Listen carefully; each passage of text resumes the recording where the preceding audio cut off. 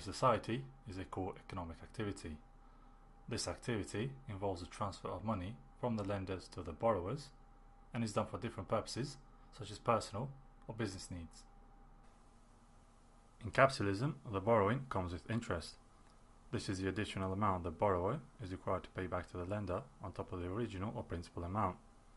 So Steve here, borrowing £100 with 10% interest, will need to pay back £110, in most cases in monthly installments.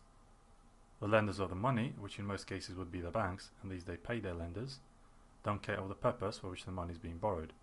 All they care about is the return of the money plus interest. Let's take Andrew. He's a self-employed IT consultant. His business is doing well and he's getting a stream of income, so he decides to expand his business by getting an office and some professional software, and has decided to borrow £10,000 and he'll pay back £12,000. All is good and well, but suddenly Andrew falls ill with a long-term illness. He's no longer able to work, his business takes a hit, his savings starts to dry up, and after a while he's struggling to make ends meet.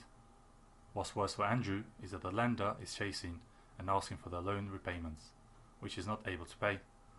So suddenly the original £12,000 he had to pay back keeps going up and up every month, putting more pressure on him, while the lender expects a full return of his money.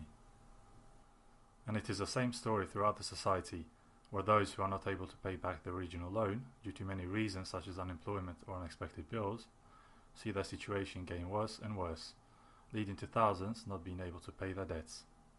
The true reality is that gains accrued from interest are an exploitation of the effort of the people by the few rich capitalists. Is there a better way? In the Islamic economic system, interest is forbidden categorically, regardless of its percentage, be it 1% or 0.1%. When it comes to borrowing, there is a distinction between a personal and a business loan. Firstly, the Islamic State or the Caliphate is obliged to provide all its citizens with their basic needs, such as food, clothing, shelter, education and healthcare. This high standard of living will thus minimize the need for people to borrow.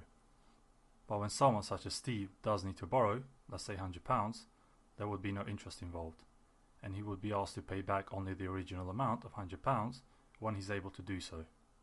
If Steve loses his job and is not able to pay back his debt, it is recommended that his debt be forgiven, so as to ease his burden, making Steve happy. Secondly, borrowing for business needs is treated differently. Now let's go back to Andrew. If Andrew were to take a loan to help expand his business, he would go on an equity partnership with a lender on a profit and loss sharing basis. So if the business was thriving, the profits would be shared between the partners on a predetermined percentages. And unlike in capitalism, if Andrew were to fall ill with long-term illness, the losses the business takes as a consequence would also be spread amongst the partners, and as such spreading the risk. The non-interest based Islamic economic system is more just for all, individuals and businesses alike.